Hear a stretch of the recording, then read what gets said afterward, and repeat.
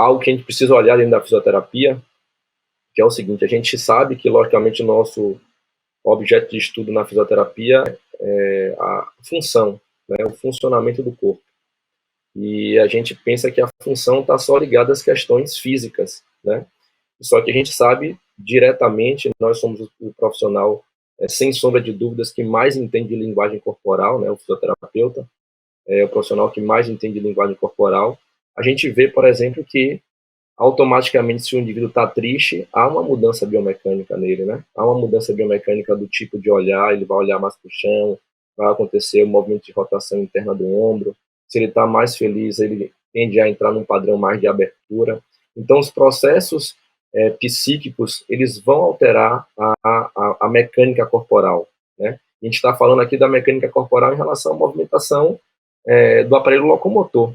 Mas como isso está interligado, a gente que trabalha com osteopatia, como isso está interligado também com o sistema crânio-visceral é fundamental e importante, né? Como que as vísceras se modificam também com essas questões, né? Ou seja, qual que é a representação emocional do útero? O útero tem uma representação emocional que diz respeito aos projetos de vida, né? Então, ao principal projeto do corpo feminino, né? Então, que é a perpetuação da espécie. E aqui a gente não está entrando, logicamente, na discussão de que se a pessoa quer ou não ter filho, é uma opção da pessoa querer ter ou não filho, né?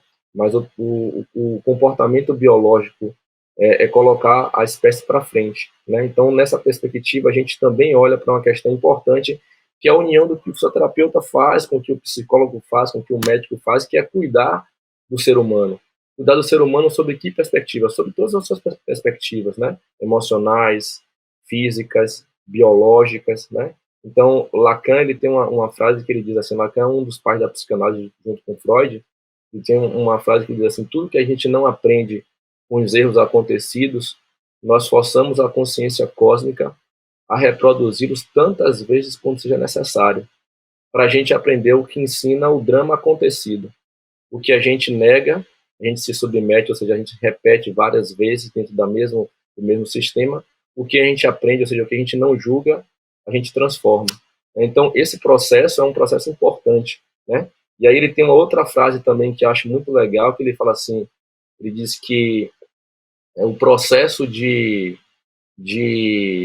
trauma, né, ele tem sempre um olhar para trás, né? Ou seja, todo trauma ele é construído lá atrás.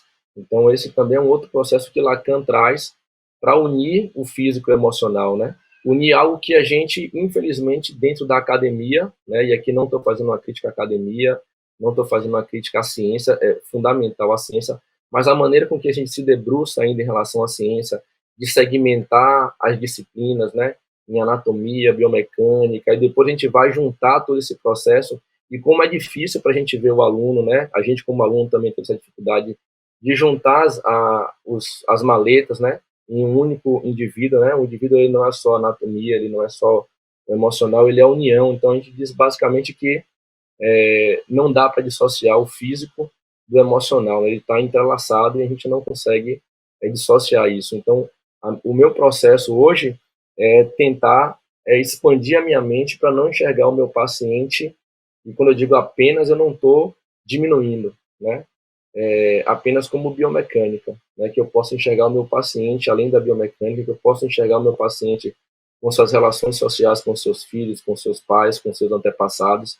E quando a gente fala em antepassados, as pessoas buscam muito uma ligação com a religião. A gente não está falando de religião aqui, nem de espiritismo, nem de catolicismo, a gente está falando do antepassado, do que os nossos antepassados viveram e nos trouxeram até aqui, o quanto foi importante a gente olhar para trás, né, e ver todo esse processo que chegou até aqui.